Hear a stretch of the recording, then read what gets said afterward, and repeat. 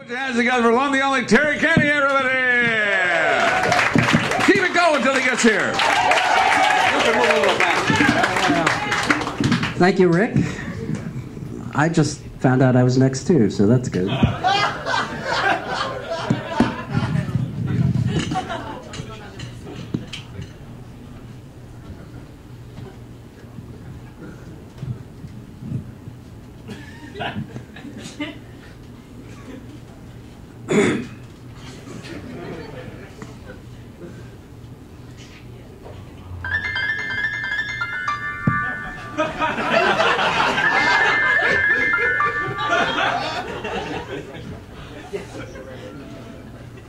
That's all I know.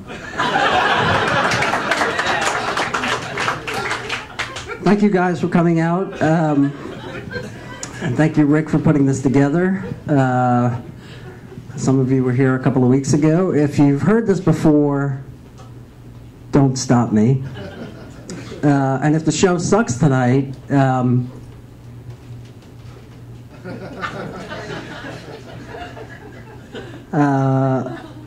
I assume we're all here for the same reason today. Facebook is down. It's the only way you'd get this many people in the same room together. This is kind of an odd thing to do, though, isn't it? Stand-up comedy is a very strange thing. You all come out here, and we appreciate it, but it's like a first date. I'm trying to impress you. You don't want to be here. Then we're all going to go home and masturbate. At least I am. I've done this once or twice before. My ex-wife actually signed me up for it the first time I did it. She thought I'd be good at it. It turns out that's the only thing she thought I was good at. If you know what I mean. Ladies. Well, I am divorced, and I got divorced for the typical reasons. My ex-wife said, it wasn't meant to be. She wasn't capable of processing complex thoughts and ideas, so she boiled everything down to simple terms, and so she said it wasn't meant to be. So I guess all the pain and the agony was meant to be. But, so I understand, though, because we all do it, right? We try and find the words to say. Like when we go to a funeral, we don't know what to say. I never know what to say. So now I take a cue from my ex-wife, and I go to a funeral, and I say, I'm really sorry about your daughter, but it wasn't meant to be.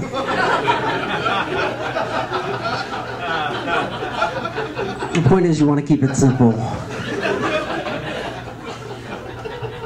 Actually, she said I was emotionally disconnected. As if I don't have any feelings. I have feelings.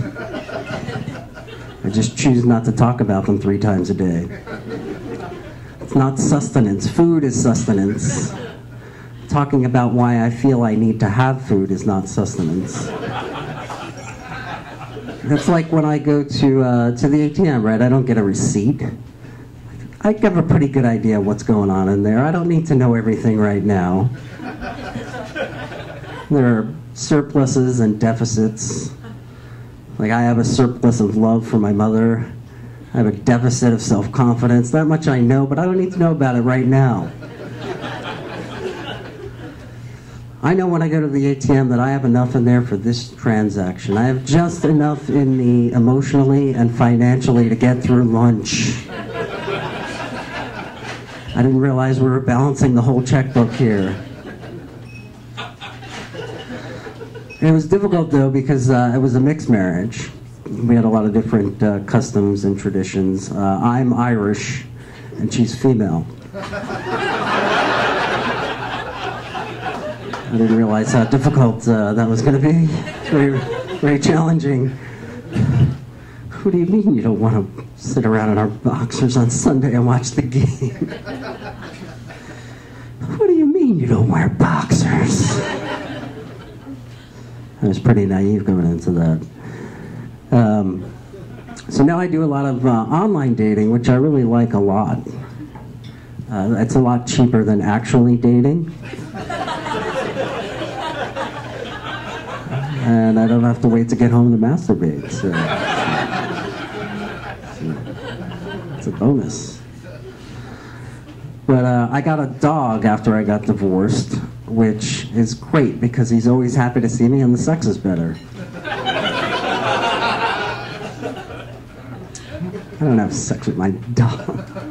Sick bastards. He's a boy. I'm not gay. Not that there's anything wrong with that if you want to have gay sex with your dog. Who am I to judge? But when you get a dog, everybody you know is suddenly a dog expert. My brother had a dog, and he said you have to crate train him. You got to put him in a crate. So I said, well, he's got a dog. He knows what he's talking about. So I went and I got a crate, and I put the dog in there, and he didn't like it. I put him in there, and it was horrible. He was lethargic. He was dry heaving. He was crying. It was heartbreaking. So I took him out, and I went to my brother, and I said, yeah, I put him in the crate, but he didn't like it. It didn't work. And he said, no, of course he didn't like it. He said, you're just introducing him to the crate. He's not going to like it at first, but it's important that you introduce him to the crate, and eventually he'll like it, and he'll want to go in there on his own. And I said, well, that sounds a little rapey to me.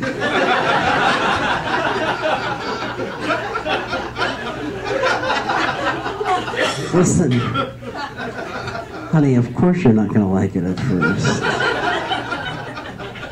You'll probably cry. I'm just introducing you to my penis. Eventually you're going to like it. You're going to want to do it on your own.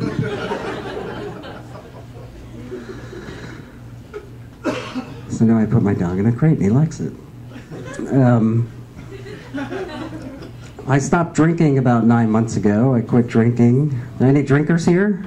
Oh, thanks.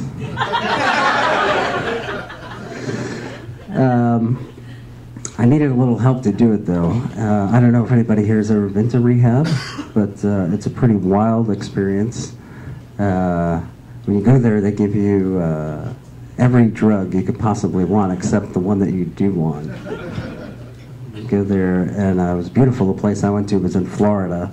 It was like a resort. And you go there, and you wake up every morning, and you get online for your drugs. I called it Club Meds. But